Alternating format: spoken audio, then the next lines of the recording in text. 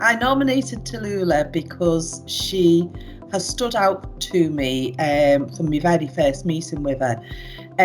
She herself is only quite a young girl. She's not really much older than young people that she's supporting herself.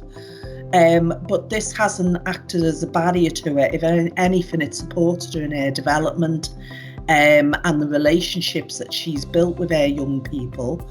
And her young people have credited her and praised her for the support and the difference that she's actually made to their lives.